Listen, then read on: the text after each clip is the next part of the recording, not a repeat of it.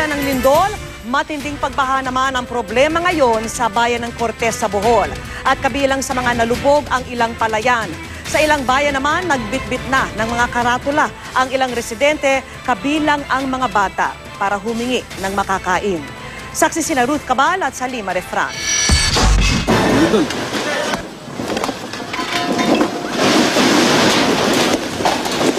Hindi pa man nakakabangot sa pinsalang dulot ng lindol noong isang linggo. Sinalanta naman ng hanggang bewang na baha ang ilang kalsada at palayan sa bayan ng Cortes sa Bohol. Ganyan mga alas 7 pataas to, taas gidag tubig. Apit na mabot ng kalsada. Kaya ako diwa, mami mapanik kaya naanad man may anak. Nagsimula raw ito ng umulan ng malakas kagabi. Ang ilog posible raw umapaw dahil naparahan ng landslide. Mga driver, kung naman na sirahan ng isang kabukid. Iloob sa suba.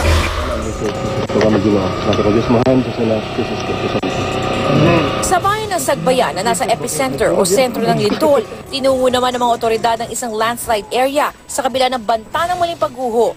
Yan ay sa pag-asang makita ang 5 batang natabunan doon na una nang iniulat ng GMA News itong Biyernes. Kasunod ng atang o ritual ng pag-aalay ng mga minerong galing Pambenguit, maingat silang naghukay. Pero dahil isang baglang ang tanging nilang nahukay, mabigat sa loob umuwi ang mga minero sa mga naghihintay na kaanak na mga bata. Kung anong nararamdaman ng mga magulang nila, ganun din sa amin, paano kung sa amin nangyari. Palang namin, hanggang hukain. Tayo manungwan, mas maganda kung may buhay sana. Ganun na lang ang pighati ni Lola Juanita na wala pa rin ang apong si Reynald na pinaghanda pa niya ng paborito nitong t-shirt at shorts. Mau lagi ang taon kaluwi kay sila.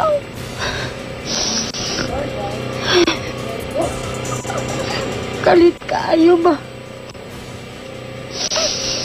Sa ngayon, sabi ng NDRRMC, nasa retrieval operations o paghahanap na sa mga labi.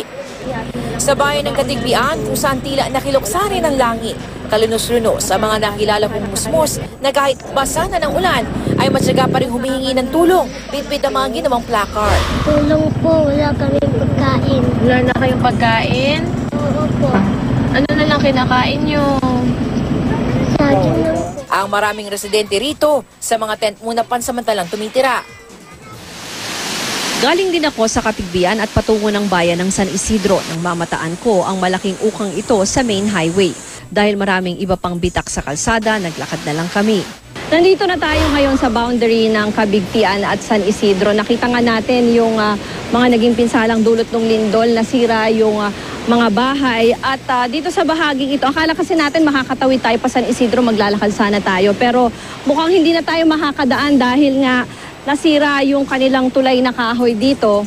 At sa ngayon ay hindi na yan safe na gamitin. At nabanggit din sa atin ng mga kasama natin mula sa UP NIGS at sa DENR Region 7 na kung mapapansin daw natin ay halos ka-level na ng kalsada itong tubig. Nung nagkaroon daw kasi ng lindol ay nagka-landslide. So naipon yung mga bato dito sa paligid na to. Tapos umapaw yung tubig.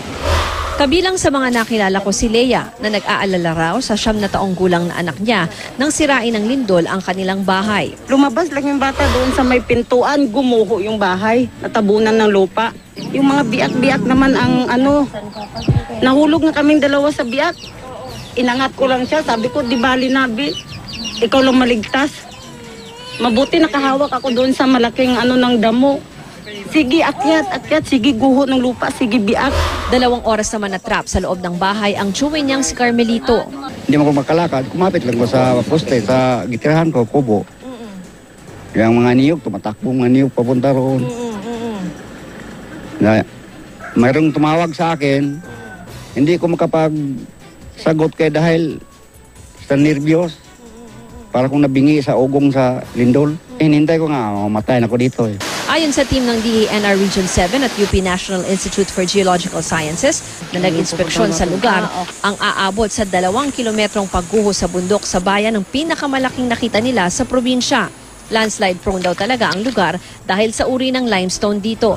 Ito yung bato na nag-make up ng ilalim ng area na to. Ang tawag dito yung Maribohok limestone. In general, loose siya, weak siya, kaya prone siya sa landslide din or slope failure.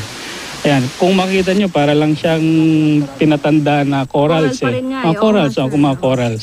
Pero this is about, according to literature, yung aming nakalap na data sa iba't ibang lugar, mga 1 million years old.